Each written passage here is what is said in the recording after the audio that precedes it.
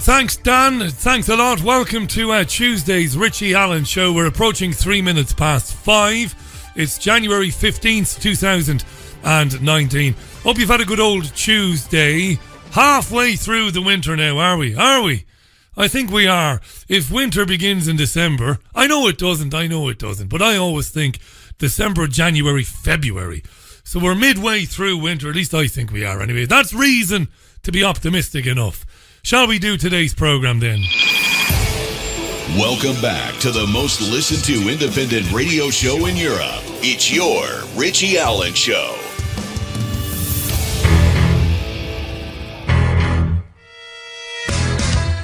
It's the Richie Allen Show. Broadcasting live on richieallen.co.uk and multiple platforms around the world. And now, here's your host, Richie Allen. Now, in the second hour of the programme, I'll be welcoming back to the show Gerardo Colmón. He's an Irish journalist based in Paris. He's a correspondent for the American Herald Tribune. He's often seen on RT. I like Gerardo a lot.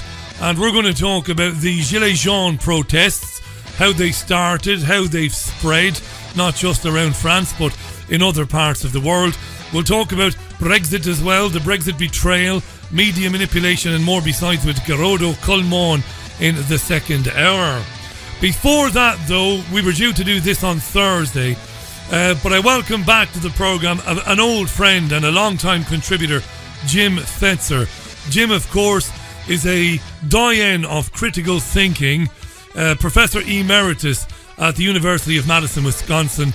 He's also a former Marine Corps officer. He's going to be sued. He's being sued by Lenny Posner, the father of 4-year-old Noah Posner, who was murdered at Sandy Hook in Connecticut in 2012. It's very serious, this. In the absence of any comment from the other side, I'm going to be putting points of view to Jim, points made by the people of Sandy Hook, the people of Connecticut. Contentious stuff, this. But we'll do it as professionally and as fairly as we can. I have a lot of time for Jim Fetzer. I've always found Jim Fetzer to be a sincere man, and I believe that Jim Fetzer believes what he believes. But I've had to struggle with this one over the years. While there's a lot of genuinely bizarre things, some very bizarre circumstances around that school shooting, and some unanswered questions, I have no doubt. I can't shake my feeling that Lenny Posner and some of the other parents are genuine. Is that incompatible with thinking that there is something very wrong with the circumstances around the shooting? I don't know. I'm going to have a chat with Jim Fetzer about that in about 15 minutes' time. I will, of course, be happy to hear from you through Twitter. It's at Richie Allen Show on Twitter. I'm sure you've got strong opinions about it. You might remember I interviewed Wolfgang Halbig a couple of times. Former school safety inspector, national school safety inspector, former Florida school trooper. He's also been sued by some of the families. And my exchanges with Wolfgang were fair. I put the points of view to him that those who think that these conspiracy theories are crazy, I put those points. I kept my own opinions out of it. I did due diligence. I was fair. I was balanced. But it ultimately ended up in the Richie Allen YouTube channel, the original YouTube channel, being deleted. It was one of the reasons they gave. Well, they didn't give any reason, but I suspect it was that particular interview that saw the end of the original channel. Anyway, enough of that waffling.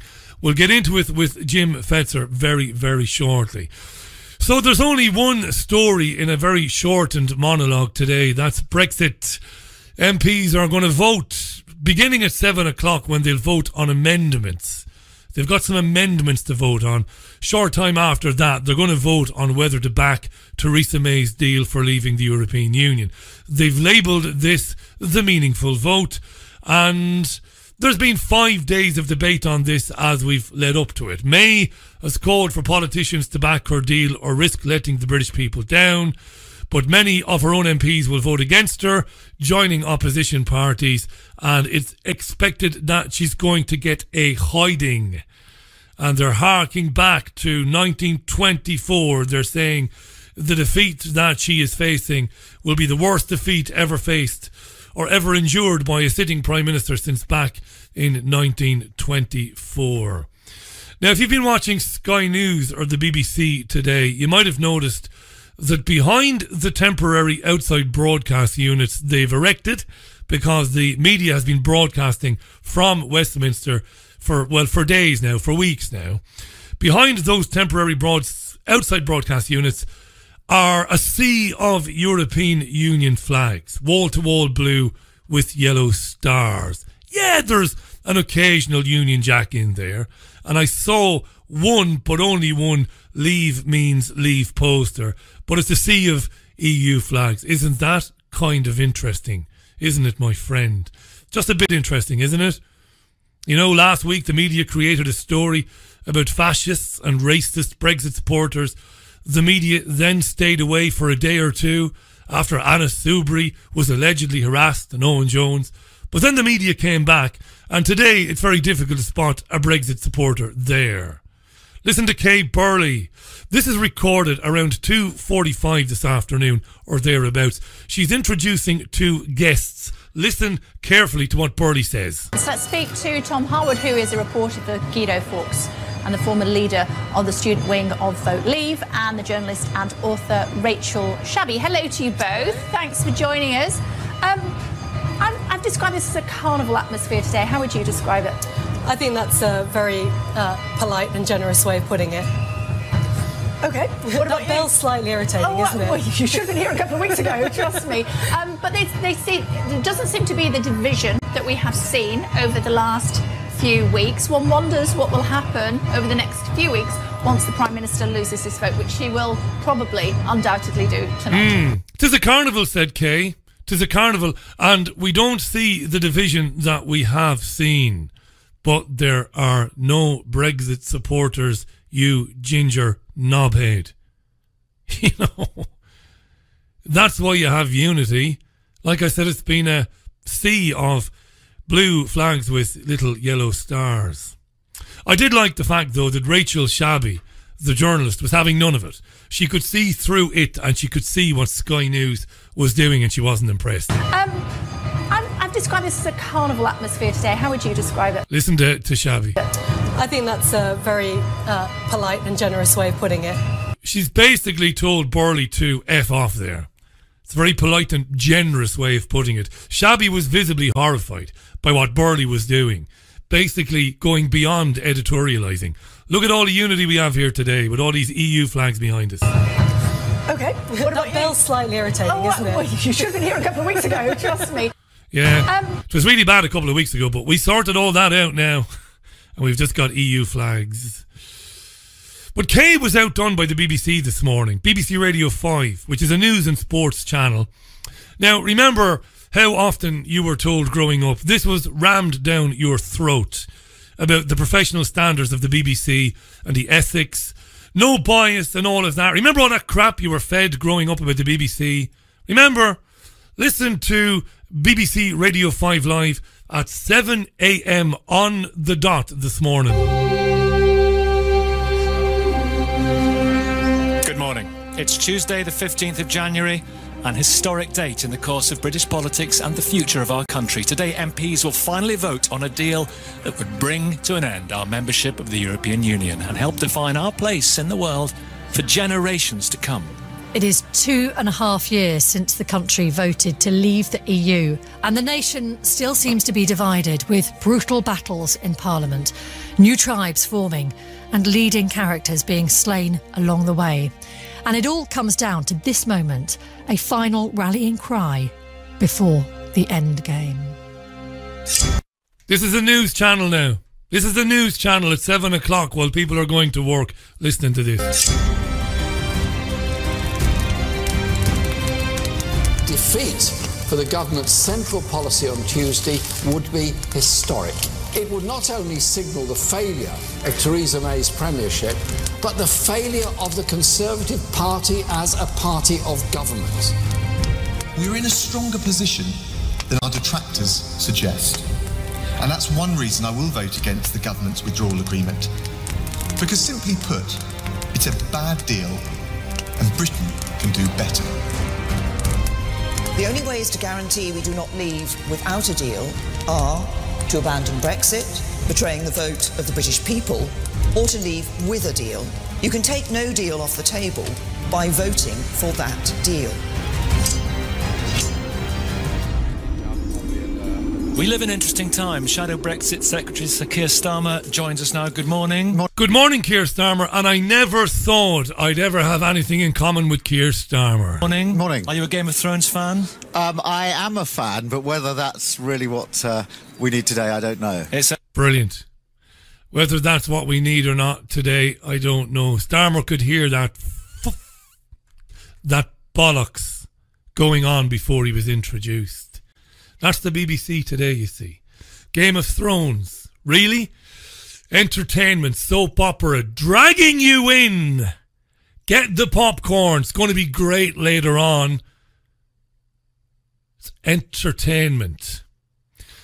The BBC is supposed to be reporting on democracy being subverted, not that we have any or ever have had. They should be digging down into why the 52% who voted to leave the European Union are not going to get that. Instead, they are staging a theatrical production to drag people into the drama, to invest you in the drama. Grab the popcorn. This is brilliant, isn't it? It's going to be brilliant later. Yeah. That's your media. Poor old Jacob Rees-Mogg was on ITV this morning with Susanna and Piers. Good morning, Britain, I think it's called. He's bewildered, his poor old terminological inexactitude, darling. He's still making the case, though, that we didn't vote for a deal.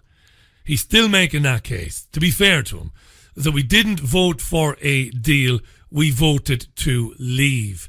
Jacob Rees-Mogg. They voted to leave the European Union, and that leaving the European Union opens up all those things: control of fish, getting out of the European Court of Justice's jurisdiction, not paying all the money. All that is leaving. And what many people have said to me over the last month or so is that they didn't vote for a deal, they voted for leave. And the problem with the House of Commons is about 3/4 of members of the House of Commons voted to remain, and therefore you've got a Remainer House of Commons trying to implement a leave that it doesn't want. And that's why you've got no agreement on the deal. From a leaver point of view, it's very straightforward. We leave, and a deal is secondary to the issue of leaving. Yeah. Doing a deal is incompatible with leaving. You can't do a deal and then leave. It's an oxymoron. And apart from Mogg and yours truly, nobody in the media has picked up on this fallacy. Doing a deal is not leaving. You don't leave the gym. I know I've said this before. You don't leave, walk away from a subscription to a newspaper and do a deal with them. I'll do a deal with you. No, I don't want your newspaper anymore. I'm fed up with your gym. I'm not going to do a deal with you. You leave. You can't do a deal and leave. Doing a deal is staying in some form. It's accepting European Union jurisdiction over aspects of your society, of your governance. It's as simple as that. How can people not get their thick heads around that? People didn't vote for a deal, as he said a couple of minutes ago. They voted to leave. Leave with no deal, says Jacob Rees-Mogg. Leave with no deal. Don't put tariffs on EU goods. They will not do it to us, Mogg said this morning. There is no reason for the British to put any obstacles to imports from the European Union when we leave. None at all. No tariffs, no non-tariff barriers. Indeed, it's an opportunity to reduce tariffs and tariff barriers against the rest of the world, cutting the cost of imports from the rest of the world, which are very often more competitive than those coming from the European Union. So it's a really exciting opportunity for us. And you're assuming, if I may say so, that the government would decide to punish the UK for leaving. Why would any government do that? If no deal is such a brilliant opportunity, why isn't it something that the Prime Minister grasps with both hands? Well, that's what Mr Morgan was saying a moment ago, that the Prime Minister is a Remainer who wants to keep us close to the European Union, and that runs throughout the deal. Couldn't be any simpler. It's the Parliament full of Remainers who have no intentions of implementing the will of the people. All right, okay. It is it's 18 minutes past the hour, by the way. This is the Richie Allen Show, live on Fab Radio 2 in Manchester, triggerwarning.tv, TuneIn Radio, and richieallen.co.uk. Always good to be with you. You can tweet the programme. It's at Richie Allen Show on Twitter. Love to hear your tweets. Love to see your tweets even. Don't go anywhere. Jim Fetzer, live from Madison, Wisconsin, talking about Sandy Hook and the lawsuits after this from Queen. Welcome to the Richie Allen Show. Right, it's 20 minutes past the hour. That's Queen, and I Want to Break Free on your Richie Allen Show. Welcome back. As I mentioned, it's at Richie Allen Show on Twitter. I know I've said that a few times. It's at Richie Allen Show on Twitter. That's the Twitter handle. I'm sure you'll have an opinion on this next segment. Don't forget, coming up a bit later on in the programme, the Irish journalist Gearóid Ó Colmán will join me live from Paris. A lot to talk about with Gearóid in the second hour of the show. Before we welcome Jim back to the show, let me just read you a couple of bits and pieces from the news in the last couple of days and in the last couple of weeks. This from, I think it could be the LA Times, it might be the New York Times. Mark Zuckerberg to hold public debates on future of technology. This is the Facebook founder. And he has announced that he will hold public debates to talk about how the technology is being used. And according to, again, I'm not sure if it's the Times in New York or Los Angeles, but it's one of them. One of the papers is saying that potential guests to debate Facebook and to debate technology include Lenny Posner and Veronique De La Rocca, parents of victims of the Sandy Hook shooting. It's expected that Zuckerberg will use the debates as an opportunity to address issues beyond the data scandal, diving into the spreading of fake news and radical conspiracy theories. Lenny Posner and De La Rocca have long advocated against outlets that have said the Sandy Hook shooting was a hoax. The parents have been critical of how Facebook allows groups to operate against the parents of the victims despite the gravity of the issue. Now, my first guest is a friend of mine, and he is a friend of mine, and he's been coming on this programme for many years. I call him a doyen of critical thinking. He's a professor emeritus at the University of Madison, Wisconsin. He's an author. He's a former Marine Corps officer. You can find his books at moonrockbooks.com. And we learned just before Christmas that he is the latest person to be sued. Not just Jim, but also Mike Palachuk. They co-wrote the book Nobody Died at Sandy Hook. And Lenny Posner, whose son Noah, was among 26 people shot to death on December 14th, 2012. That's the story that we were told, right? He is suing Jim Fetzer and Mike Palachuk for harassment. And I want to welcome back to the programme my old friend Jim Fetzer. Jim, thanks for coming on the programme. Firstly, has your lawyer, Jim, okayed you to speak to the media? Your lawyer doesn't mind or have any issue with you speaking about it today? Well, Richie, at this point in time, I am pro se representing myself, even though I'm well aware of the saying that a plaintiff who represents himself as a fool for a client. The attorneys in Wisconsin are very skitterish about being involved with Sandy Hook because of the public impression that it was a real bona fide event, in spite of the massive evidence we have that it was a 2-day FEMA exercise involving children, where we discovered the manual for the event, in which I included in the book Nobody Died at Sandy Hook as Appendix A, which, as you know, Richie, was banned by Amazon.com less than a month after it went on sale, and it sold nearly 500 copies, even though it has 13 contributors, including 6 current or retired PhD professors, which make our finding that the school had been closed by 2008, that there were no students there, and that it was a FEMA exercise to promote gun control, highly unlikely to be mistaken. I'm going to agree with one thing I've always agreed with. You see, it's difficult for me with the absence of the other side. I'm going to be 100% honest. some of the questions that you've raised about this shooting, which was given worldwide media coverage for days and weeks and even months after the event. And I've always believed in your sincerity. I said at the beginning of the programme, and I say it now, I know from knowing you since back in 2009 that you're a sincere man, that when you publish and when you make a claim, you believe it.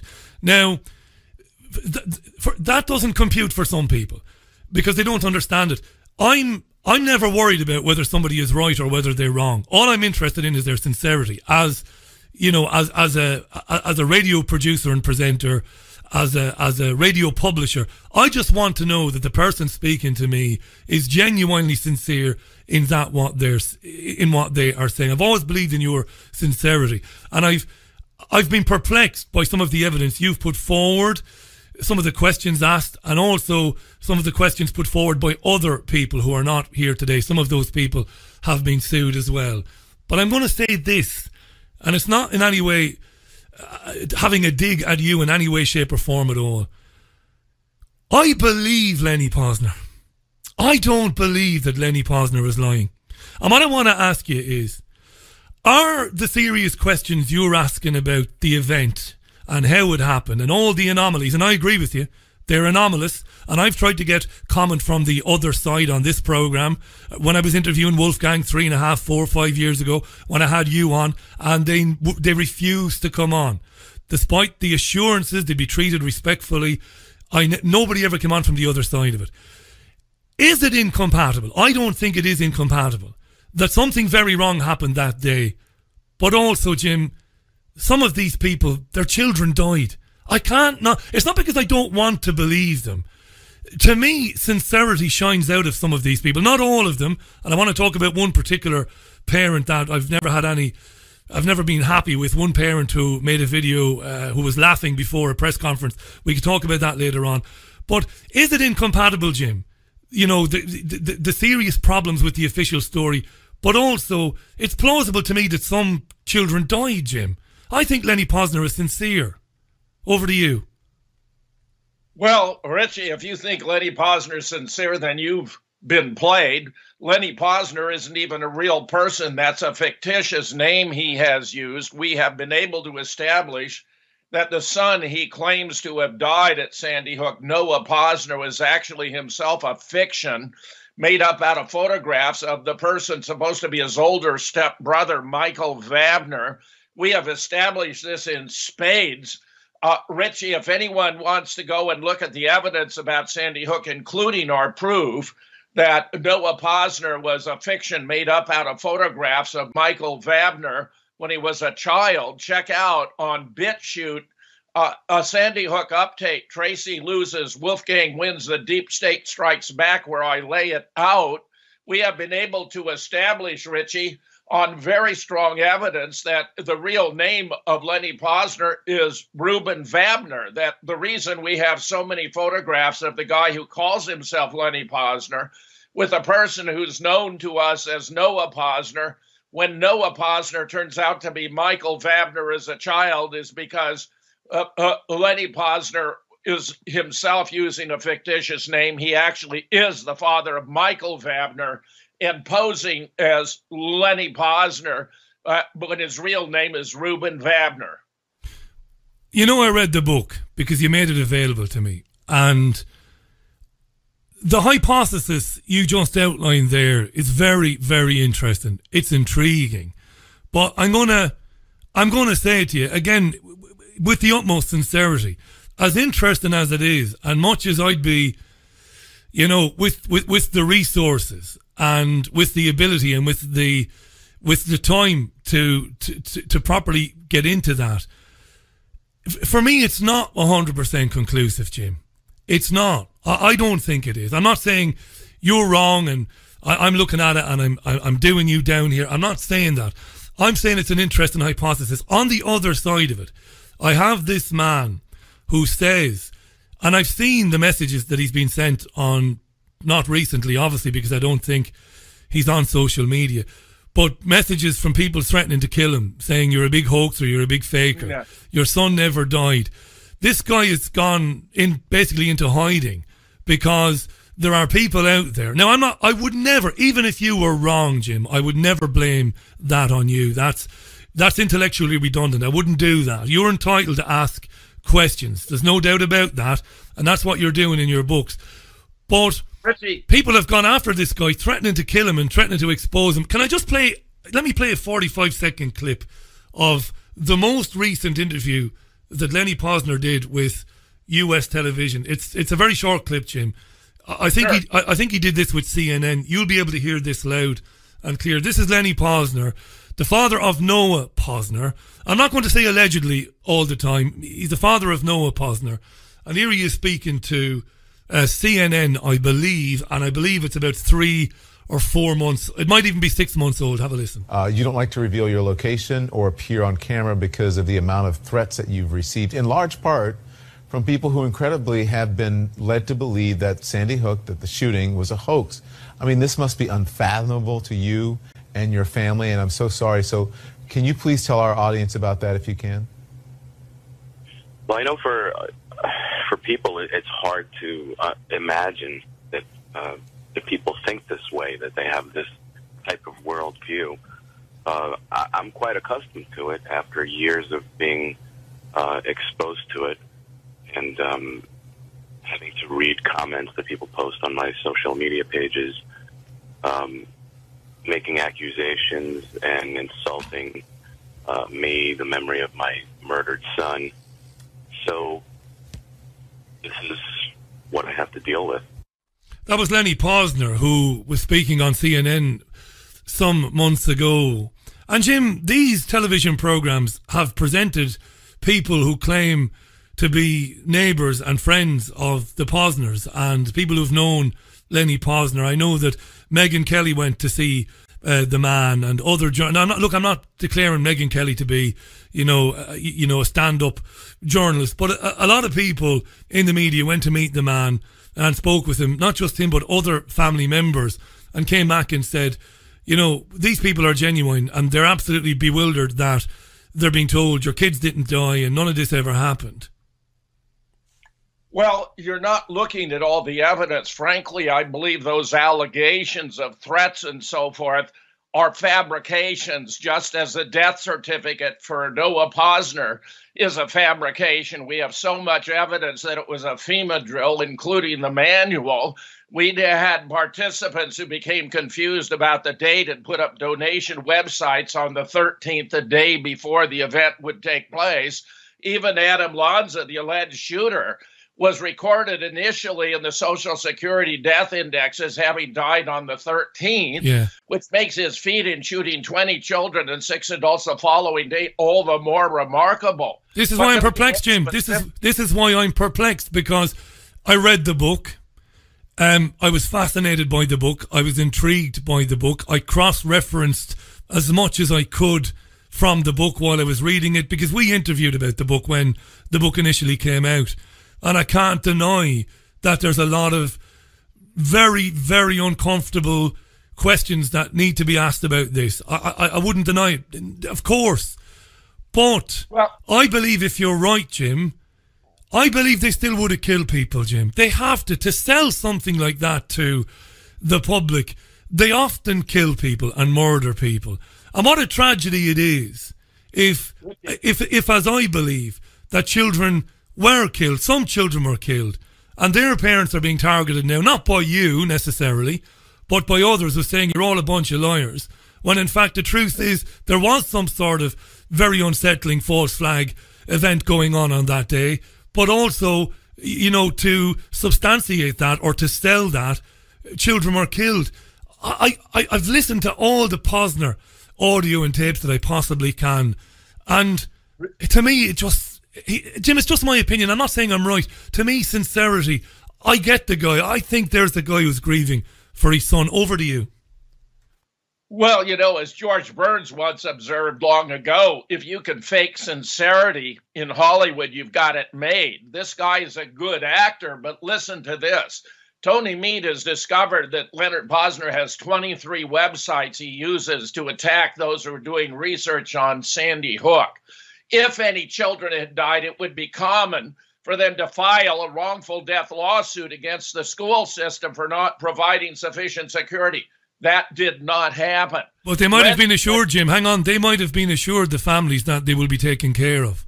That's a strong possibility. You know, if it did happen and the children were killed, the families might have already come to some non-disclosure agreement with, you know, the people responsible for the school. No? Richie, Lenny brought a lawsuit for defamation against Wolfgang Helbig before he brought this lawsuit for defamation against me. He never appeared in court. He sent in an attorney who was clearly incompetent. When the judge became impatient with a non-response to discovery, he granted Wolfgang the right to do a video deposition of Lenny Posner, at which point he withdrew the lawsuit. When Showtime program Darknet came to do a special, which is a program devoted to the internet, they have one clear-cut positive use of the internet, one clear-cut negative use of the internet, and then one controversial case.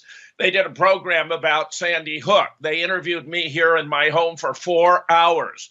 They interviewed Lenny Posner. When you see my face in that video, it's better defined and more precise than any other video I've ever seen in which I appeared, and there have been hundreds and hundreds. But Lenny refused to allow his face to be shown. He told them it was because he didn't want it to appear on the internet and be a subject to ridicule. But that's just a storyline. That's an apology because he doesn't want it to appear, I'm convinced, that someone might look at that and say, I know that guy, that's Reuben Wagner. He doesn't want to be outed. Yeah, and of course he's not here, right? And he might say, in the unlikely event he's listening to this, but maybe he is. Well, I'm sure he is. I mean, we did publicise it. And obviously if he's serious about taking a case against you, I'm sure either Lenny, Mr. Posner will call him, or his representatives might very well be listening to this. If they are, I'd love to hear from them, you know, for a bit of balance. But Lenny Posner might say, Jim, he might say, I'm not going out in public. I'm not doing any of this videotaping because of the lunatics that exist in this world who are not just happy to watch a YouTube presentation or read a book.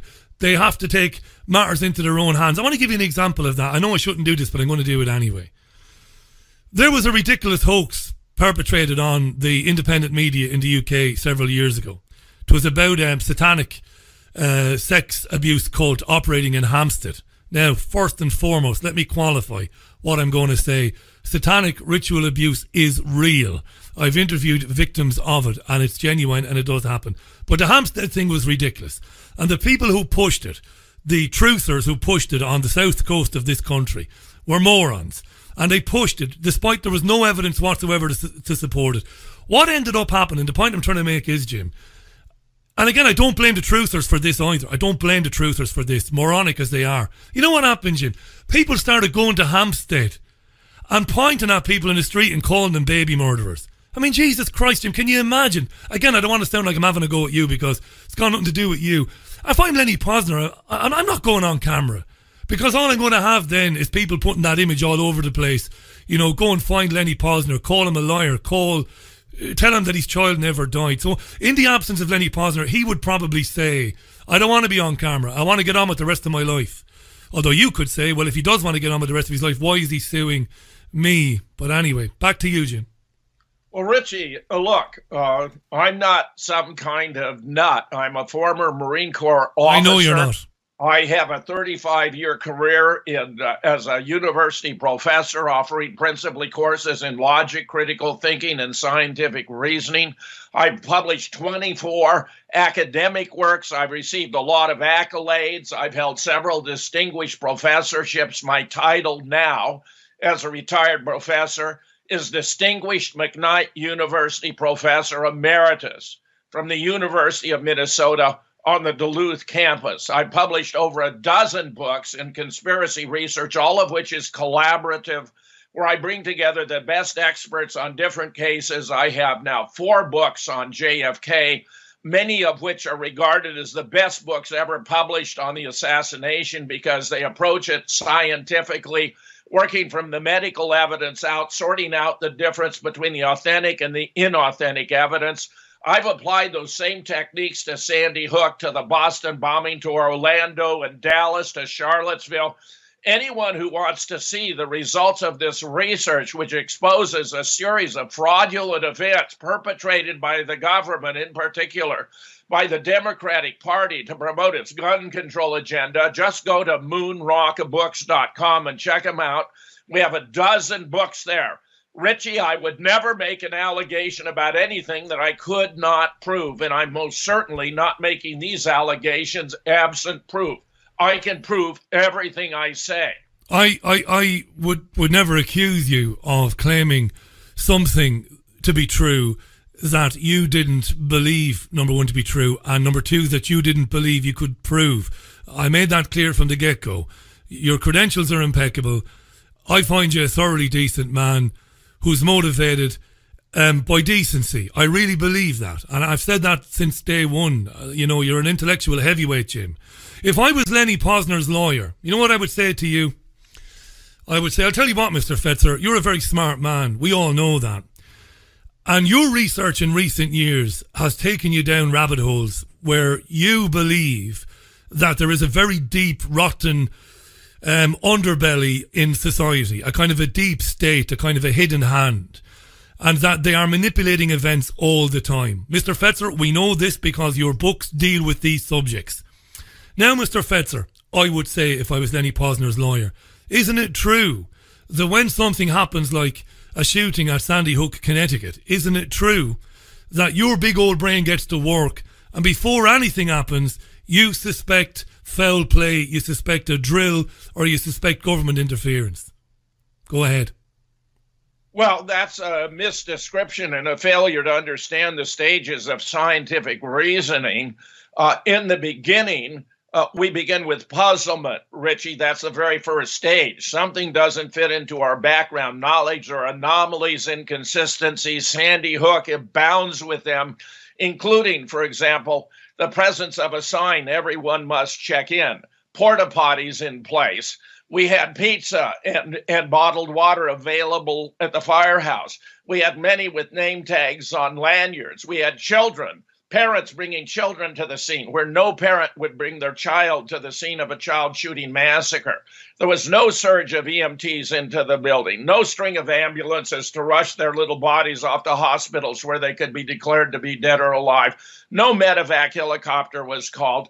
No bodies were placed on the triage tarps. It even turns out, by the way, that Sandy Hook Elementary School was not compliant with the requirements for Americans with disabilities, which required blue and white signage for handicap parking. Blue and white parking, it's not there. This means the school could not have even been legally open on 14 December 2012. The second stage of scientific reasoning is speculation. What are the alternative possible explanations that might account for this phenomenon? We're here confronted with two, basically, namely that it was real. Some nut job went crazy, went to the elementary school, shot up 20 kids and 6 adults, versus that it was an illusion, that it was a FEMA drill. The third, and when you get into speculation, you have to consider the full range of alternatives. This is where Alex Jones has been quite valuable, because he's been provoking us into think about alternatives with regard to a host of controversial events. But the third stage is crucial. That's the adaptation of the hypotheses to the evidence. Which hypothesis, if it were true, would confer the highest probability on the available evidence? When you compare the hypothesis that it was real with the evidence I just enumerated, it has a virtually zero probability. When you compare the hypothesis that it was a FEMA drill, that it was an illusion, however, it has a very high probability. In fact, we know, and it states right in the FEMA manual, that everyone must check in with a controller when they arrive on the scene, which explains the sign. It's standard for FEMA drills to provide restrooms and refreshments, which accounts for the porta potties and the bottled water and pizza. They identify the players using color-coded name tags on lanyards. It all fits. All the evidence we had broadcast from Sandy Hook from Newtown that day It's bizarre, supports the Jim. hypothesis it was a deception It's bizarre. for political purposes, Richie. It's bizarre. And like I said at the outset of this conversation, it's utterly bizarre. I'm not going to dispute any of that because I read the book and I cross-referenced it. And I know that some of my listeners are going to be screaming at their radios, calling me a coward, something I've never been in my life and never will be. And they'll say, you're sitting on the fence, Richie. I'm not. I just can't accept for a fact, for 100%, that this is not, that your hypothesis that this thing was staged to bring about, a third outcome, to bring about an outcome. I can go along with that, but I don't think it's incompatible with real people losing their lives. I just want to make one point just before you come back in, Jim. Richie, there's no evidence that any child lost their life. In fact, if you even look at the final report on Sandy Hook by Danbury State's Attorney Stephen Sedensky, he can't even connect the alleged shooter, Adam Lanza, with the victims or the weapons he's supposed to have used. Let me back in for a minute. Let me back in for a minute. Lanza with his mother's death because a .22 caliber rifle with which he's alleged to have shot her. It's a whole other story, isn't it? Fingerprints. Yeah, we He could cannot spend. connect Sorry, Adam Jim. with the weapon he's supposed to have used to shoot the kids because although they recovered 150 plus slugs, they could not identify any of those slugs as having come from the weapon he's purported to have used. It's a total forensic failure. Right, hang on a second. Let me back in. The story of Lanza shooting his mother on its own, you could dedicate a program to it. Look, I'm not arguing with you that this wasn't investigated properly, that it is bizarre, that the list of anomalies you put out there a second ago are genuine. You've not invented them. I know this. But there were a lot of people. I watched this for days on Fox, CNN, as much as I could get here in the UK.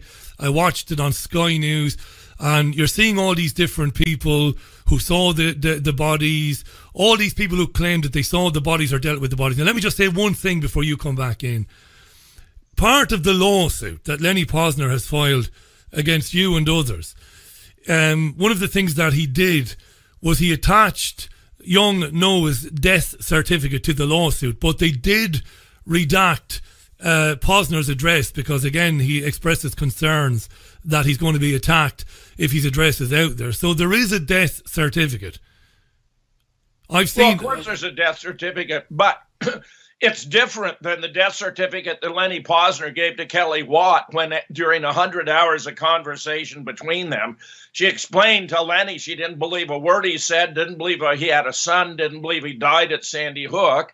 Lenny sent her a copy of a death certificate that turns out to be a fabrication.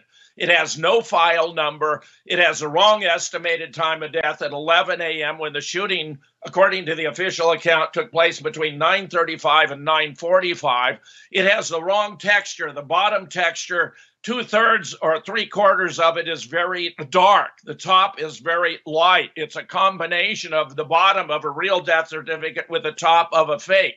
It has all kinds of minute discrepancies in the font and the size of the type, Richie. It was created using multiple different fonts, which is absurd. You create a document, you do it with one typewriter at one time. This was done over a long period of time. Not only that, but the official state-supported death certificate has changes to the address that were initiated by the father, which is absurd. The decedent has not changed his address after he died, and obviously the death certificate should have the address of the decedent. Not only that, but the official death certificate they release is missing the bottom portion on the death certificate that Lenny sent to Kelly, which identifies him as a student, but doesn't specify the grade and marks out his social security number, which is frankly absurd.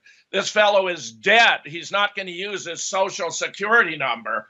But I'm telling you, there's a mountain of proof here. And if anyone wants to go through my initial answer, they can find it on my blog at jamesfetzer.org under the title Sandy Hook, Posner versus Fetzer, lawsuit for dummies, where I spell out the core of the case, which boils down to this. The plaintiff maintains that the state of Connecticut has certified a death certificate, which, according to the plaintiff, is in all material respects the same as the death certificate that the plaintiff gave to Kelly Watt, and therefore it must be authentic. The defendant replies, since we have proven that the death certificate that Lenny Posner gave to Kelly Watt is a fabrication on the basis of the reasons I've just enumerated and more, if it's the same as a certified certificate from the state, then the state has certified a fake death certificate. And that makes perfect sense, Richie, because the state was deeply involved. We have 50 photographs showing them furnishing an empty house to serve as the Adam Lanza residence in Chapter 7. We have 50 more photographs of them. Why were they so sloppy, Jim? Hang on now. This is not a monologue, my old friend, my valued friend, by the way. This is not a monologue. Why were they so sloppy? And I want to play another little bit of audio in a second. We've got till the top of the hour. We've got 10 more minutes on this. Why were they so sloppy? I can't figure this out, Jim. I mean, you would have thought these people would have been... by the way, I'm speaking as a critic. Listening to this, was criticising Jim Fetzer. Why were they so sloppy? How do we get photographs of them setting up the domestic arrangement or the domestic situation of Adam Lanza? How do those photographs end up in your hands? Well, because the state police were running the scene behind the public facade. These photographs were taken by the state police. They're absolutely stunning. The one of the Nancy Lanza bedroom, for example, you can see some red stuff on the bed, but it's not blood. I think it might be raspberry jam. Kelly Watt, with her keen eye, happens to have her own commercial and home cleaning service and noticed a blue moving pad beneath the leg of the bed that in their haste they'd forgotten to remove. In the 50 photographs they have from refurbishing the school, there's a classic where the SWAT team vehicle is already present before the event has taken place. You can tell that because above the roof, there's a string of 4 windows in classroom 10 that are undamaged. After the event, they'd be shot out. I include the windows before and after in the book so you can tell the difference. You come down the flagpole and there's a familiar figure with his arms folded leaning against the wall, none other than Wayne Carver, the medical examiner, awaiting the arrival of his portable mortuary tent. There's crime scene tape up for a crime that is yet to be committed. We initially thought this was taken the morning of the 14th, but actually it turns out to have been taken the evening of the 13th when they were setting up to present this drill as a live event, as a child massacre the following day. The book, I read the book. Look, it's moonrockbooks.com. I want to play a bit of audio before we run out of time. And I will give you the last word before we hit the top of the hour.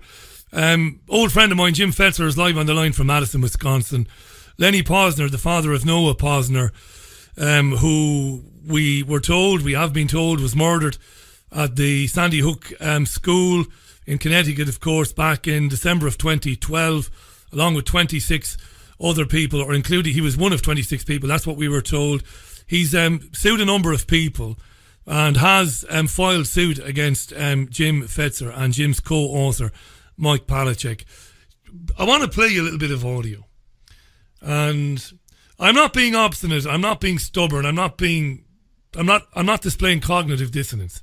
I'm still not convinced that a staged event is incompatible with real people being killed. But anyway, look, I'm going to play this clip from Neil Heslin.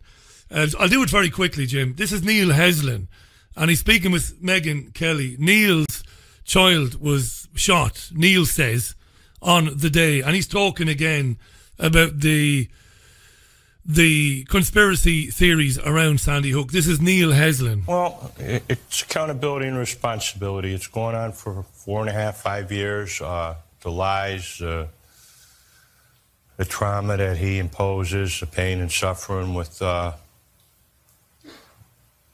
lies he peddles. And, to say that Sandy Hook was a hoax and it never happened, it's an outright lie. It's a total disrespect to myself, my son, the individuals who lost their lives that day.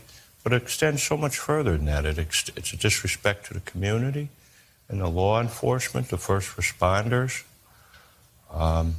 It's not right. And it needs to stop. Neil Haslam was talking about Alex Jones there. I mean, Jim, they're talking on national television, these people. If they're actors, surely they're going to be outed as such. Surely people are going to point at them and say, hang on a second, I know this guy. He used to be this man or he used to be that man. I mean, it's incredibly bold, if you're right, ultimately, that these are all part of a production crew. It's an incredibly brazen thing to do, to go on national television and claim your son was murdered, if that isn't true. Back to you, Jim. It was very cleverly contrived to have maximal emotional impact. Neil Haslam is a part of the problem. When he testified to Congress, he brought in a huge photograph of him with his son, which was supposed to be, only 6 years previous, because he was a first grader, right? But it turns out Neil Haslam looks like he's at least 16 years older. And this is part of the deception. We noticed from the beginning that the children, the clothing the children were shown wearing in the photographs, they weren't allowed to see the bodies because Wayne Carver said it was easier to identify them on photographs. And we've figured out why, because they only existed as photographs. The average age of the parents of the Sandy Hook kids is 36. Nationwide, it's only 26. Carl Herman has calculated the improbability of those parents averaging 36, and it's infinitesimal.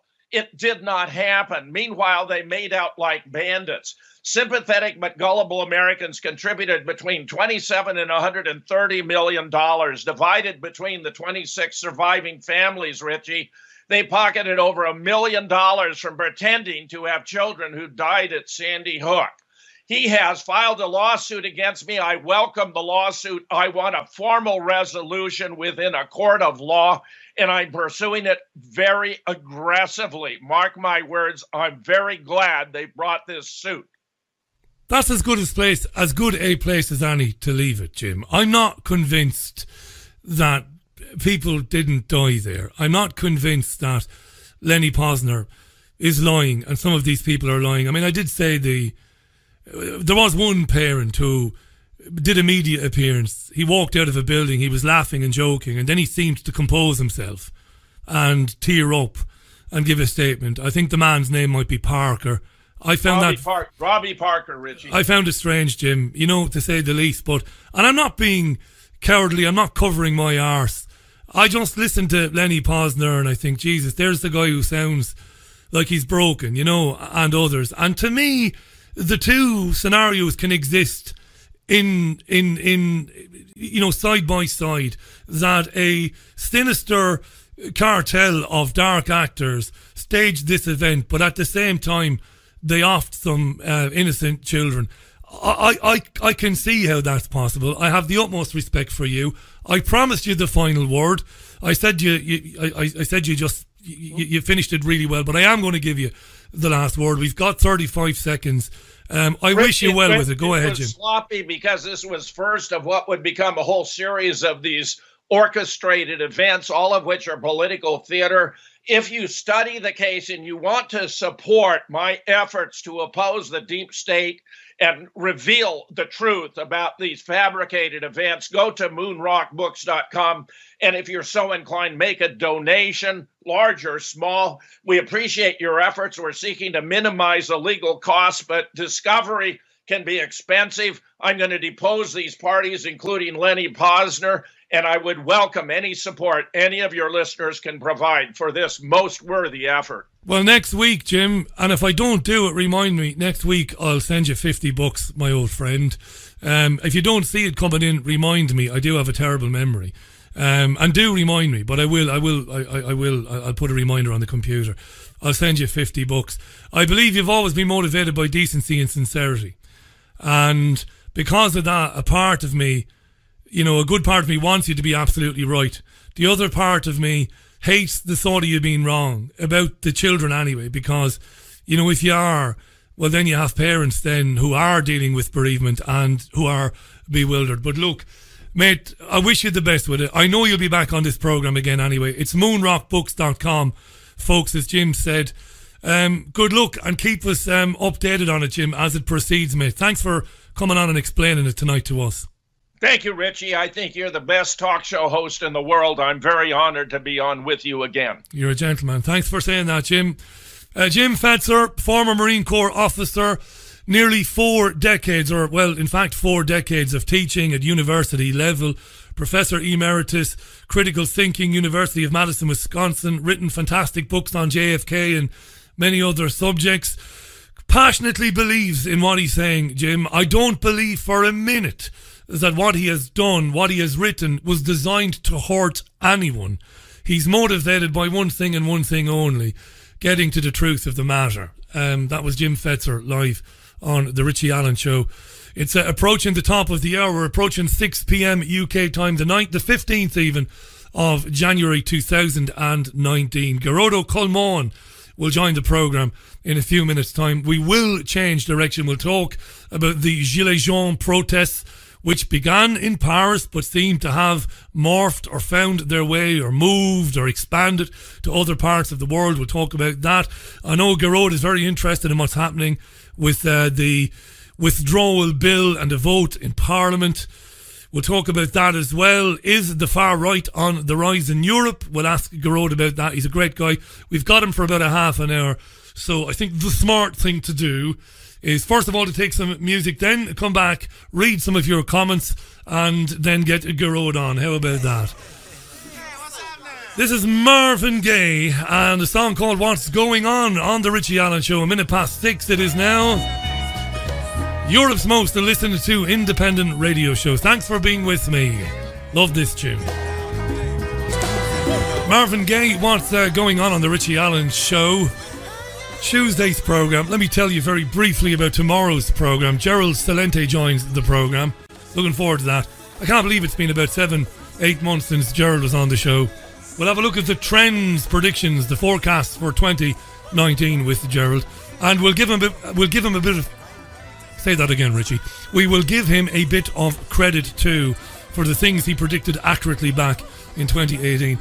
I've also got an author called David Sedgwick on the programme tomorrow as well.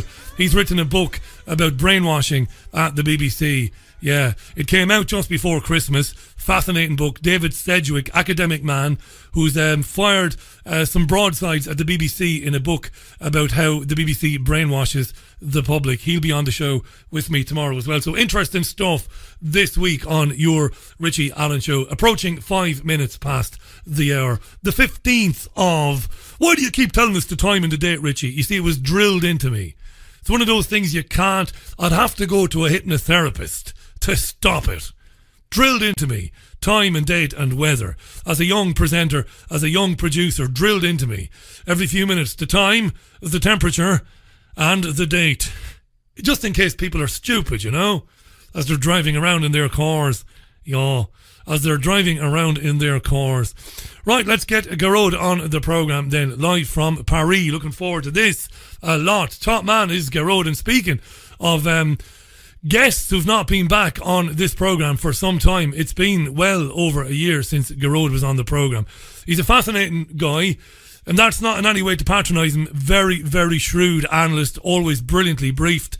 Really, really smart man, based in Paris these days. Political analyst, and often featured on RT and other more open-minded and more, I suppose, I would say ethical purveyors of broadcast journalism, talking about geopolitical issues and globalisation and much more besides. His website is gerodocolmon.org, and you can follow him on Twitter. Thousands do. If you haven't followed him, it's at Broadford Soviet on Twitter. Delighted to welcome him back to the show. We've got him for about a half an hour, so let's crack on. Gerold, welcome back to the show. How are you? Good evening, Richie. Nice to be back. Oh, it's great to have you on. I know it's a bit late to be saying this, but Happy New Year to you and the wife, and you got a young child there, of course. And likewise to you, Richie, and your family. Well, thanks very much. Let's jump straight into what's been happening in Paris. The future Mrs. Allen. It'll happen someday. Went to see family just before Christmas. She's originally from Nancy, so she spent a few hours in Paris wandering around before getting the train up to, or across, I should say, to Nancy, and was watching this with great interest, these protesters and these yellow jackets. And of course, it's been all over the news for the last few weeks. Nobody better placed than you to talk about this. How did it start? Why did it start? What's going on with it? Why has it spread? Well, the initial movement is basically kind of sprung out of the unpopular policies of the Macron administration, who raised the tax on diesel in order to comply with the so-called energy transition program that the government is pushing, which is basically reducing the so-called carbon emissions and going towards what I refer to as a green regime, which is essentially taxing carbon emissions. Nobody knows, of course, where the taxes go, other than the global institutions. The global institutions, according to the Paris Climate Accord. So the workers were basically paying for the energy transition. That's what the rebellion was about. And the yellow vests are vests that you're required to carry in your car in France. And so it became, the initial reaction of the people, mostly working people, working class people, was, that this is a state of emergency. So because of the price of living, the astronomical cost of living, the price of fuel going up obviously makes life much harder for working people, particularly in rural areas where they need to take their cars, they need to use the cars to get to work, long distances and so on. So people were going to be paying literally hundreds more in the month because of this. And for a lot of people, they just there was no way they could manage that. So they put on the yellow vest, as in in protest against that. So that's how the movement started, and that started on the 17th of November. So it's sort of it's taken off since then, and you've had we're in the 9th week now, the 9th act of the protest movement, and it's going to go on, I think, this week. The country is in insurrection, basically. It's incredible to watch. It must be incredible being there. So somebody asked me to put to you, as an Irishman, being there. Now I know you've been in Paris for some time. You're not newly arrived there. Is it true, this image we have of the French that we sometimes might aspire to, that when things get tough, they do take to the streets and they do stand up to what they disagree with in a way that maybe we don't do as much anymore? I think that one thing I've noticed in the culture, and it's, again, I've been here 10 years now, and even when you speak the language, you kind of try to do, when in Rome, do as the Romans do. I'm one of those kind of people. I try to adapt as much to the country I'm in. And there are certain things still I just don't, you just don't get as an Irishman. First of all, we don't complain that much. No. When I'm driving, I'll just stop if somebody, I rarely hoot the horn. If somebody's crossing the road, I'll stop. And it's Irish people are very chilled out, and we don't like to complain. We're not very aggressive. I think that's a good thing. I mean, that's just our culture. Here, I mean, you make slightest error and people will be hooting the horn, and they are edgy, the French. That's just their culture. I think they're kind of perfectionist as a culture. And so I think that, the good aspect of that is that when they're getting ripped off, they kind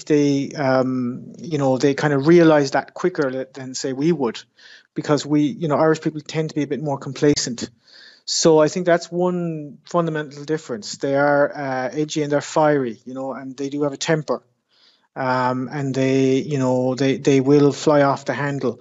So that collectively is also their strength, because when things get out of hand, like in this case where Macron is really, he's really pushing it. He wants to finance essentially global government, because that's what the COP21 Paris Climate Accord is. It's a blueprint in my view, for global government. Absolutely. And he wants to finance a global government by making ordinary French people working people, lorry drivers, cab drivers, ordinary, the everyday people pay for it. It's a disgrace. So, if you push those people too far, they will react in that way. And again, that's their strength as a people. We should be a bit more like that in Ireland, where we have politicians, like the current government, openly attending secret meetings all over the world, getting caught doing it, getting filmed on camera, like Coveney coming out of the Bilderberg meeting, admitting, we're just, secretly meeting all these globalists, deciding the future of our country, and kind of, well, what are you going to do about it? We should be demonstrating against them with the same kind of fury, I think. I was watching Gearóid Culmán is our guest, and Gearóid is regularly featured on RT. It's where I first came across him a few years ago. I was watching an Irish Republican called Colm Lynagh speaking about the European Union, and he aptly described our country. And I'm kind of proud of it. I'm an Irish Republican, and I used to apologise for that many years ago. I don't anymore. I'd love to see a united Ireland run by an Irish, a real government, an Irish government elected, working in the interest of the Irish people. And it was very interesting watching Colm Lynagh speaking on the Going Underground programme. And he said, we have politicians now in Ireland who openly admit that, they totally understand and admit that there is no sovereignty whatsoever in the country. Not only that, but we're basically indentured labour for the European Union. And that's what we are. And we don't do, we lament that and we talk about it, but we don't do anything about it. Now, what has Macron done? Has he opened Pandora's box by this COP21 thing? Because the protests movement, like, it might be initially about diesel and fuel and how that's going to affect the ordinary person, but then they start looking into everything else, immigration, how that's impacting the economy. Has he done that, opened a Pandora's box there? He certainly has, because this is a citizens' movement. It is decentralized. There isn't really a leadership. There are different currents within the movement. So Jacqueline Moreau was one of the initial one of the activists whose video went viral at the start of the movement, and she. She is basically trying to push the movement in the direction of compromise. She actually voted for Sarkozy, I think, a few years ago. She's by no means a dissident. I would be very wary of her, actually. I've seen her on television, and I've seen other yellow vests criticizing her as well on television, saying, she doesn't represent the movement. So she seems stress seems to be some kind of infiltration. God only knows what her background is, but I know that she definitely is not representative of the base of the demonstrations, which is, again, people demonstrating against far more than just the fuel tax, but the lack of democracy, the lack of consultation with the people. So they have they're calling for popular referenda. The ability for the people themselves to propose a referendum. So if you get 700,000 signatures, that referendum then would be put to the people. So it's basically they're looking for direct democracy. So what do you think of that, Gearóid? What do you think of that as an idea? I think it's a good idea, but I'm not. How would you say? There's a lot of consultation going on. I think it's a start, right? But I think that the problem with that is that if I think the first thing is that people are informed. People I've spoken to, activists I've spoken to, are well informed. They say the first thing they're trying to do is re-inform people. That media is the problem here again, and it's like every issue, because if you spend all day discussing things that don't kind of hit the nail on the head and you have a referendum about it, you're wasting time, so it kind of depends on how you democratize the means of communication. That's the first thing.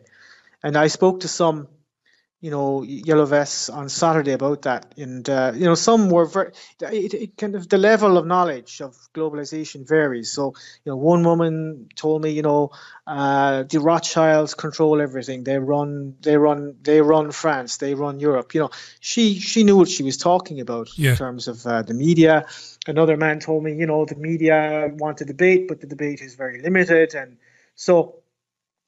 Other people will say things like, we want to stay in the European Union, but we want a social Europe. I guess it depends on what kind of media they're reading and what kind of, So yeah, it's certainly a start. But like everything, it would have. I think what I'm trying to say is that the movement needs leadership now. I don't believe in this kind of leaderless movement. It's okay for a while. It can put pressure. But is that why Occupy failed, Gerard? You need someone who's also a leader and who actually kind of knows what to do. Because you could spend all day standing around saying, "Oh, I'd like this and I'd like that. And let's vote on this and let's vote on that." And I don't, in a way, I see the problem in the world as just the problem of bad government. It's like if there was a dictator running France, and I always say this, and he was really good, he had all the right policies, would anybody really care?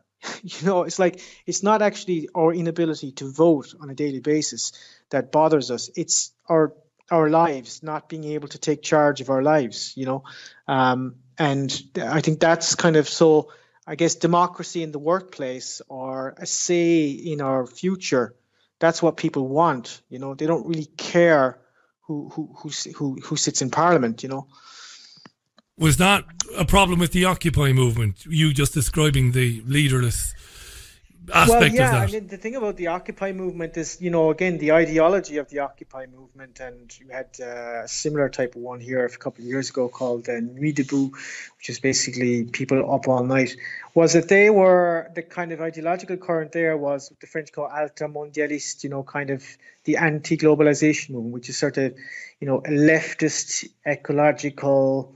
The French have that, bien pensant, as the French say, well-thinking, well-meaning, but utterly ineffective, because a lot of those kind of groups are financed by the very people they claim to oppose, like George Soros, and you have those human rights groups and all that kind of stuff, Democracy Now! Type media, all of that fake left-wing ideological current is financed by finance capitalism, by people like George Soros and others. So it's, and in a way, actually, there's a very good film by Steve Bannon on this, where he kind of points that out. And it's the reason why I've kind of, I have a slightly more nuanced view of Trump and Bannon, because it's kind of the first time I've ever seen a US administration with that kind of analysis, which is interesting. But so I don't really, if it's Occupy Wall Street, forget it. It's going nowhere. That was designed to go nowhere. I mean, guys sitting outside, in New York, in tents and sort of smoking pot. That's not really going to change the world. No, it's not. No, I want to remind our listeners where they can find Gerard is at GerardoColman.com. I'll tweet it out for the Philistines in the States. Listen to this, who don't have any Gaeilge. It's GerardoColman.com, and it's at .org. Is that how I should say it? Is that right? Because I would always say Gerard, but it's not. You've corrected me. GerardoColman.org. All right, sorry, no, I thought I was saying Gerard wrong. GerardoColman.org. Sorry, Gerard, yeah. You gave me a fright there. I'm not mispronouncing Gerard, surely. Colman.org. I'll tweet a link to it. It's at Broadford Soviet on YouTube. Can I ask you for a quick answer to this one? Yeah. On Twitter, I should say, at Broadford Soviet on Twitter. Let me get it quick, because we've only got about 15 minutes left. You've got things to do. Yeah. So give us a quick answer on this. You mentioned the open democracies and these types of, major manipulators in the world. What are the dangers that the Yellow Vest, and you kind of hinted at it a little bit, that the Yellow Vest, the Gilets Jaunes movement, could be ultimately co-opted by more nefarious kind of people? Well, they will. I mean, you have people like Jean-Luc Mélenchon, who is the leader of the movement called La France Insoumise, which probably means France Unbowed. Unbowed is the usual translation of that movement, and he's the leader of that political party. And Mélenchon is, he's a friend of Dassault. He's protected by the oligarchy. He always has been. And he is, an extraordinarily manipulative politician. And he is part of the problem. He's in no way the solution. Jean-Luc Mélenchon is pro-war. He voted for the war in Libya. He actually suggested that the white helmets, would you believe, the notorious white helmets operating in Syria, and a cover organization, a front organization for Al-Qaeda, again backed by Soros and the British government. He suggested that they should come in to rescue the yellow vests. Would you believe? Jesus, I'm not I didn't know joking. that. Yeah. Wow. So this is one possible choice. This is a card the oligarchy could play, which would be Jean-Luc Mélenchon, play the left-wing card. The other one would be Marine Le Pen. In my opinion, she's a has-been. She was pathetic against Macron in the election. She just collapsed in the final debate. Everybody says that, and she just doesn't have it. And she's not cultured enough to assume that kind of a position. So the Le Pens are for me are kind of a spent force, and it would be better that they just left the scene now. So I've spoken to a lot of people. About 60% of the people who are in the yellow vests are people, I think, who voted FN, or would be a kind of that, and that'd be like French working class people, Français de souche, as they say, that they white French or whatever you want to call them. That doesn't mean that it's only the white French or the original French people, because you have a lot of Maghreb, Arabs there, Algerians. I've spoken to a lot of black people. But I'd say they would be definitely the majority, and they would be about more than 60% of the people there. But a lot of them I've spoken to, they don't want Marine Le Pen, they don't want Jean-Luc Mélenchon. So it's kind of wide open. It looks like that this will kind of morph into a movement of itself. Will it be co-opted by these people I've spoken about, fake left and so on? They're definitely trying, but the problem with them is that the discourse of the fake left is aimed at university people. It's a sort of middle class university, and it's not the bread and butter working class people. They don't buy any of this stuff. You talk to any, and it doesn't matter whether it's the old French, if you like, or the new French, because the new French would be your average Algerian shopkeeper or whatever. A lot of them. They have the same views on globalist issues, So I was in the taxi just coming back the other night from Press TV, and taxi driver was a black taxi driver. He was talking about Dieudonné, completely supports the yellow vests. The media are trying to push the race card here. They're trying to say that this is some kind of a racist movement and that they have some kind of a nefarious agenda. And they're trying to divide people, and there are various politicians situated who are pushing that line as well. I would see something like Mélenchon or that to be a kind of a possible choice of the oligarchy. But one thing for sure is that this is going to continue. There's going to be another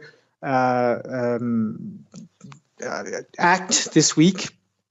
And, people are talking about a revolution, that it's already a cultural revolution that's taking place.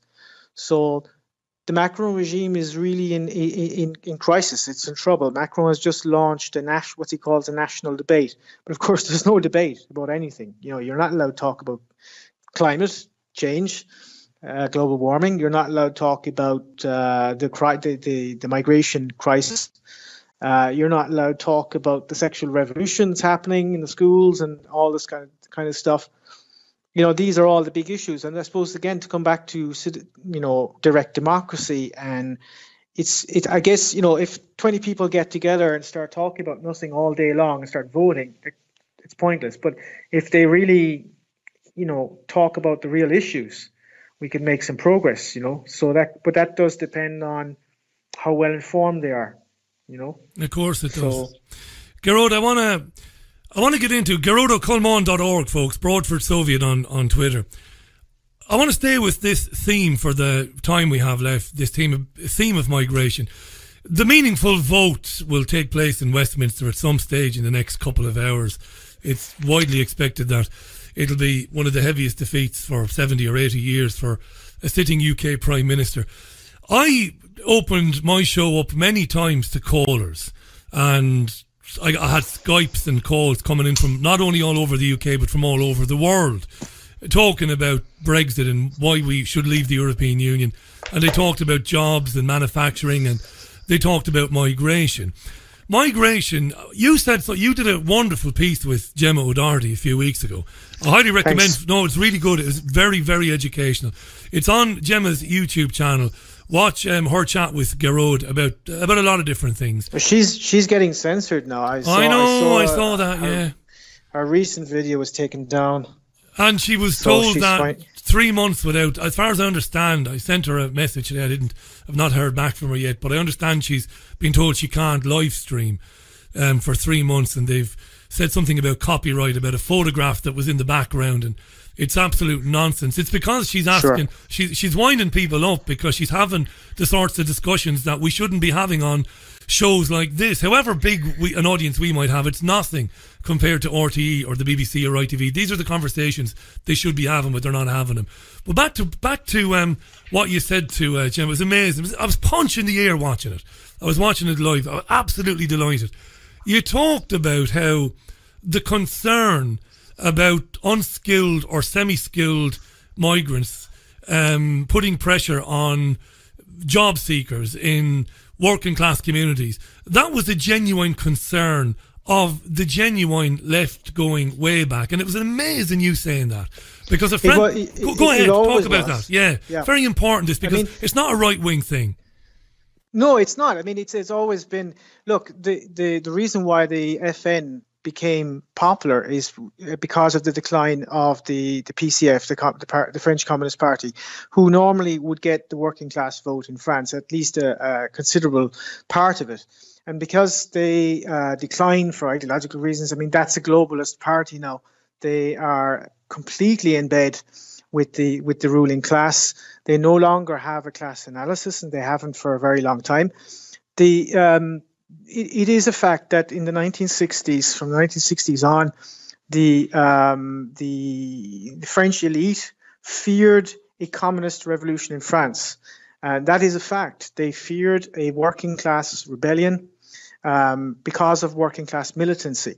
And one of the ways in which they dealt with that was to bring in foreign workers who would not have the same level of analysis, because the French Communist Party used to train people. I mean, they had a big building, they would, and whatever you say about Marxism, the Marxist analysis of class struggle is very relevant to the capitalist system. I mean, Marx was a student of capitalism, and you do get a handle on how capitalism works and what its problems are and why you're not getting a good wage. And so if you're trained in the basics of Marxism, you're going to be quite an organized worker. You're going to want to join a union, and you're going to know what your rights are, and so on. So in order to break working class militancy, the ruling elite started favoring immigration. And the PCF resisted it. Georges Marchais was anti-immigration. The National Front line is essentially Georges Marchais' line. And it was partly the result of the influence of Alain Soral, who was also PCF, also a Communist Party member, who is a French intellectual, who basically joined the National Front and basically tried to push them more in the left in terms of having more of an emphasis on labour. And that's sort of how the National Front became a kind of almost like a mass party to a certain extent. Now, they go back to the 1980s. Jean-Marie Le Pen supported Reagan, supported neoliberalism. I've written about this before. It's by no means a coherent it doesn't exist anymore now, but it was by no means a coherent response here or a coherent movement. But it did, the point I'm making is that criticism of the analysis of mass migration as a means through which the ruling class drives down the cost of labor, that has always been a standard Marxist analysis, particularly in France. So there's nothing. The way in which the PS, it was the PS that very much pushed that under Mitterrand. So what they did in order to basically stifle criticism of it was to say that people who criticized it were racist. So they started developing this so-called anti-racist politics. It's extremely toxic because the very same people will go into Africa, they'll overthrow or kill a progressive African leader. They'll bomb the country into smithereens, rape it and pillage it. Those people then get onto boats and come in here, and we criticize that policy, and we're the racists. Absolutely, we're seeing it in the Middle East. And this is going on in Libya, and you see these guys, these little petty bourgeois leftists on the street with their no racism and refugees welcome and all that. Where were they during the bombing of Libya? Where were they during the bombing of Syria? Where were they when African countries have been invaded? They're never to be seen, and they're never interested. Those people make me sick, and they have a monopoly in the media. They have their place, and they're the same here. You have Besançon in France. He's the French version of Owen Jones. What's the guy in Ireland again called? Boyd Barrett. He's the French version of Boyd Barrett. And people are sucked into that. There's a place for everything, I suppose, and fake leftist media is one to play the race card. It's it's obviously the Migration Pact is the end of Europe, because Macron is talking about 200 million people from Africa. Of course, it's going to do two things. The regimes in Africa, and I cover that a lot and will be more extensively in the weeks to come, they are being overthrown by globalist networks, particularly Soros finance networks. I've been saying this for years. They're all over Africa. They're like almost every state has them. It's a virus that's spreading in that continent. They use very legitimate concerns. People don't like their governments. They're probably corrupt, but what government isn't corrupt? Yeah, absolutely. There are disparities and so on and so forth. It's very easy to manipulate people in these countries when you're George Soros in particular, and you've got billions at your disposal. So they're overthrowing governments in Africa. They're also siphoning off the intellectual elite of the continent. That's a big problem in developing countries. Huge problem, A doctor in Africa from Nigeria can earn more in Ireland, and we need doctors in Ireland, because our doctors are going to Australia, right? Amazing. So, this is a problem. Our elites are leaving as well because of poor wages in Ireland and in Europe and in France, right? So the European countries, our elites go elsewhere, or talented people we need. African people of talent, well, they'll go to Europe. So basically, you have this flow of people, and nobody benefits other than the capitalists. They're the people who benefit. And what it does then is you have a compliant population. So when you get hundreds of millions of people from Africa into Europe, those people depend on the goodwill of the state that's bringing them in. So they're slaves essentially, because the state will use them to get votes. And also there's a sort of a deal, which is to say, look, we brought you in here, we gave you, refugee money, we put you up, we promoted you, we demoted our own people. Our own people hate us, right? They're the yellow vests, they hate our guts. But here's what we'll do. We'll protect you against them. Right, yeah. Not that the native people, if you want to attack these people, but that's what the media says about the native people, that they're horrible racist fascists. The creation of vulnerable groups, more and more vulnerable groups being created. And the more you do that, then the more you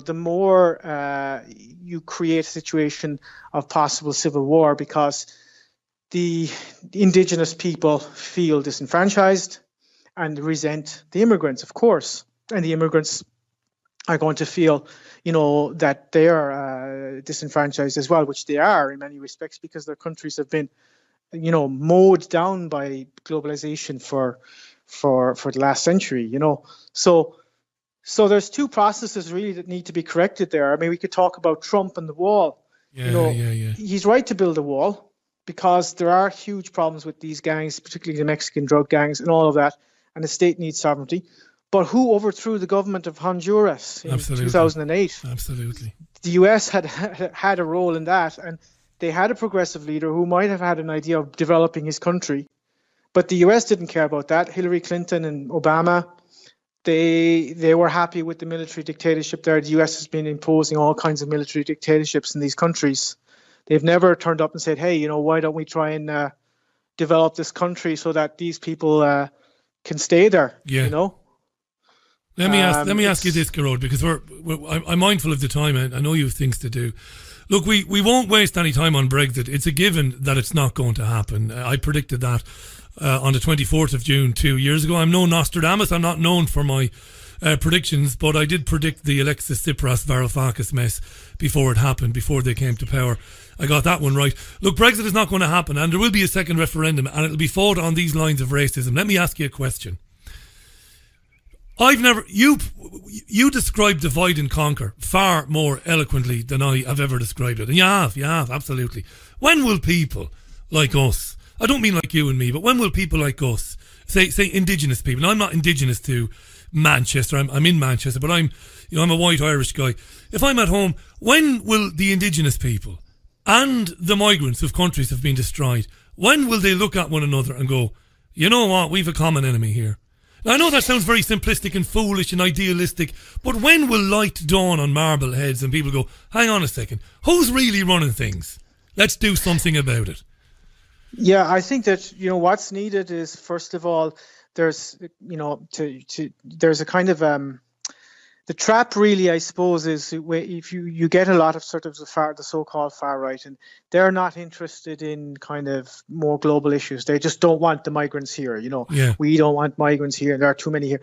But do they really have an analysis of globalization? Do they? No. Or they might talk about Soros. We don't like him, but but who is he? I mean, where does he come from? What's the ultimate goal here? That limited approach ultimately leads to resentment. I think. What I see here in the movement here is that, you have, we have a lot of, I do a radio show in French once a month with Yusuf Hindi, and he's a Muslim scholar, a brilliant writer. He's written really influential books on Islam. And, we have a lot of our listeners are Africans from all over the continent. We get called by them all the time, get letters and emails and stuff. They listen to us because that's what we're trying to do. We're trying to, point out who's really running the world. Because right now we're all supposed to hate Donald Trump and all this kind of stuff. And again, I kind of said it's not defending Trump, but just like, why are we supposed to hate him? Yeah. That's what's more interesting. It's so I think in Ireland what we would need to do. Interestingly, on Brexit, without digressing, on Brexit, you're talking about the migration as one of the aspects here. But one of the things that has really sickened me about Brexit is in Ireland, particularly in the media, is this idea now, this kind of fake nationalism that you see in like the Irish Times, like, oh, Irish people are unwelcome in England now because, the English don't understand us and Nonsense. They're so arrogant. And they're basically, what they're trying to do is to pretend that they are actually nationalists who are, patriotic Irish who are trying to defend our interests against the bad English. So you've got a lot of pseudo-Anglophobia, basically playing up the nationalist card. The traitors running Dublin, pretending to be nationalists, defending the Irish cause with the border and so on. And then you have the same thing in England. It's sort of like, we don't really care. And so each government is sort of playing a nationalist card actually right now. And it's fake nationalism, Insincerely. But I think that in terms of a strategy, one of the most important things is to educate both the native populations, the indigenous populations of Europe, who are being effectively replaced, not just by migration, but the entire social policy, promotion of all kinds of social programs in schools that are going to, have a devastating impact on the way we live within a generation, and population reduction. So the people of Europe need to be educated on that, but also the migrant communities. We do need leaders who actually kind of can communicate with them. I haven't seen those leaders that can say to the migrant communities, look, we're not actually your enemies. The guys who brought you here, they're your real enemies. That's right. And even if you're getting 15,000 a year, handout, to be a refugee or whatever, long term, this isn't really going to be, this is neither in your interest nor your country's interest, Do me a favour, Gerard. If they kind of understand that, then we can avoid civil war. In the movement I'm sort of associated with here, that's what we're trying to do. We're basically trying to educate migrants and, the so-called indigenous people on the real issues. It's the only intellectual approach to calm down and to try and figure out how did we get here. Again, summed up by you saying, let's not say Soros did this, let's find out who the man is, who his allegiances are to, where he came from, what he's trying to do. I'd like you to come back. You talked about writing more and broadcasting more about what's going on in Africa in the coming weeks and months. Don't wait to be asked back. I'm on my own here, you see. There is no producer, secretary, editor. It's just me. And it's not that I forget about people, but when you've got something to say, you're always welcome to go back on here. I know you're busy. I know you've got your Press TV, RT work. But when you've got a few minutes, the door is always open to you. It's GarodoCulmán.org and it's Broadford Soviet on Twitter if you haven't followed Thanks a lot, before. Richie, and great to talk to you again. We could talk all night. All night, I hope mate. Again, we talk again soon. There'll be definitely many things coming up, and if anything major happens, I'll definitely give you a bell. Well, thanks very much. Thanks for talking to us about the Gilets Jaunes tonight, putting some perspective, some context on that and everything else. Look after yourself, mate. Slán go fóill. Likewise. Slán Tamil. Bye for now. Slán Tamil. The brilliant Gerodo Culmán, live on the Richie Allen Show. GarodoCulmán.org, and it's at Broadford Soviet. I will, of course, tweet out links to the website for those of you who won't be able to spell Gerodo Culmán. Top man. Right, we better move on. It is Tuesday's programme. The meaningful vote is not going to take place in Westminster for at least another 90 minutes, maybe even 2 hours. I won't be on air when it happens. We'll talk about it tomorrow. It's a racing certainty, allegedly, that May is going to suffer one of the all-time great defeats by a sitting Prime Minister. That's what we're being told and have been told for ages. It seems to be absolutely a banker. It's nailed on that she's going to be defeated.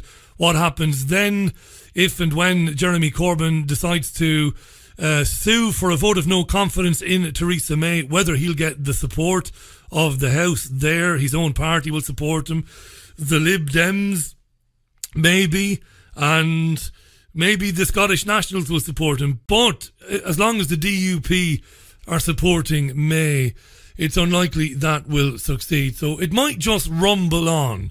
Despite the media today trying to portray today as some sort of Armageddon Day, it's just nonsense. It's just that drama, that fake narrative they're building. It's not necessarily Armageddon. It'll be voted down, and then she's got to come back to the House within 3 days with a plan B. It's all a charade. Very soon, the process will be taken out of the government's hands, and there will be it won't come in the form of an announcement, but there will be more and more and more of a push for an extension to Article 50 to buy more time, to buy Parliament more time, because Parliament is taking control of the process away from government slowly but surely, as we've witnessed in recent days, not so much weeks. And if you've been listening to the monologues on this programme, I've been demonstrating how they have done it, how they've broken with decades, centuries of precedent for MPs to be tabling amendments and adding amendments onto existing bills, and the Speaker of the House, John Bercow, throwing tradition out of the window and rewriting the rules to make it easier for Parliament to take control of the process. Parliament is overwhelmingly in favour of remaining in the European Union.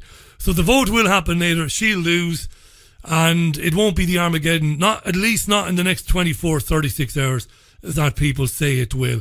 Although, because I've said that now, don't be surprised if Theresa May doesn't resign tomorrow.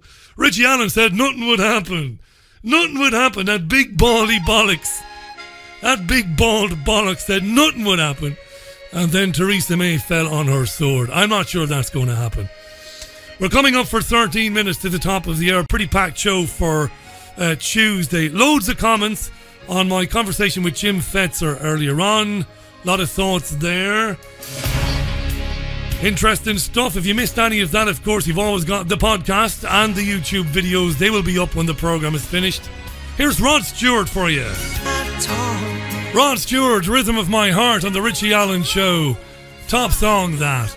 Rich tweets, wouldn't it be great if Theresa May won? Pure comedy if she wins, though, Richie. Would be awesome listening to all the media crawl up their own arses. Yeah.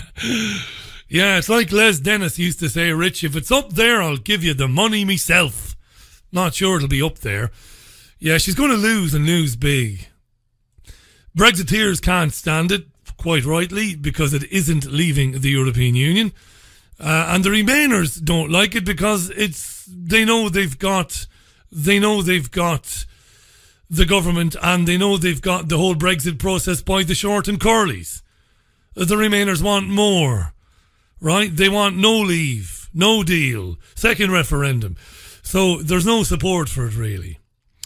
No support for it. Martin is in Spain. Not a big fan of Rod Stewart, I believe. Oh no, Rod Stewart. Martin, I couldn't give a shite, to be honest. I just choose music that I like. And as a very experienced music DJ and radio presenter, I used to worry a lot in the early days when I played a bit of music and people didn't like it. And I just don't care now. I suppose Rod's a bit like Marmite. I'll give you that. So interesting weeks and months ahead. Terrific stuff from Gerardo Colmón there, by the way. Very interesting stuff. Fascinating to hear that with Gemma O'Doherty when he spoke with her a few weeks ago, talking about this idea that concern about immigration and the impact of immigration on people's lives in towns and communities. That it's uniquely a right-wing thing. It's bollocks. And I didn't get a chance to mention him, but my friend, who I've mentioned before, my mate Michael, who's a socialist, a real socialist. You don't like that? Again, I don't care either if you don't like real socialists, but he is. He's a good man. And he's a trade unionist. And he laments what's happened to trade unions, and he laments what's happened to the left, because the left today is not the left. We don't have a left anymore. Today's left is that left social democrats. It's that Owen Jones bollocks, Momentum. That's not the left, that's fascism. Screaming at people, telling them what they can and can't think, calling everybody whom you disagree with a Nazi. Not good enough. That's not the left. But my socialist pal talks to me about way back in the 70s, even in the 60s, when socialists were very much putting the case against immigration because of what it would do to wages and working conditions in their communities, not because they didn't like brown-skinned people. You know, you have to be fairly fucking thick to dislike somebody because of the way they look or because of their sexual orientation. You're not doing well in life. Most people who worry about immigration they don't care about the person's religion or how they look, how they dress, what it is they do when they kneel down to pray. They don't care. And he did really well, Garrod, explaining how the elites used immigration to divide people. And he talked brilliantly, if you missed that conversation, about how the French elites were very worried about the rise of the worker in France, communism, and the workers taking control and the workers becoming militant. And they said in France, the elites, well, we'll see about that. We'll open the floodgates and we'll give you an enemy to distract you from what it is we're doing. And that's ultimately it, isn't it? It couldn't be any simpler. And yet you wonder, will people ever get that, you know? The person from Pakistan is not your enemy. Honestly. I don't care if the woman wears a burqa or a hijab. I don't care. She's not your enemy. She's not. Would you rather be her or would you rather be you? Would you rather be running from a country that's been carpet bombed back to the Stone Age by the country you're running to for shelter, ironically? These are mad times, aren't they? Maybe people will wake up, maybe they won't. And if they don't, well, there's worse things happen at sea, you know. There are things you can do. There are other jobs you can do. There are other things in the private sector that we can do, rather than broadcast shows like this every night when it isn't making any difference. I'm not saying it isn't, I'm saying in the future. If people don't start getting this, you know, gardening. I'm going to put myself out there as a landscape gardener. Independent, that's what I'll do for a living. It'll just be me and a wheelbarrow. The big baldy bollocks will clean your garden for you. Thanks to Garodo Culmon and Jim Fetzer. Look after yourself. Speak to you tomorrow, Wednesday at 5. Bye now.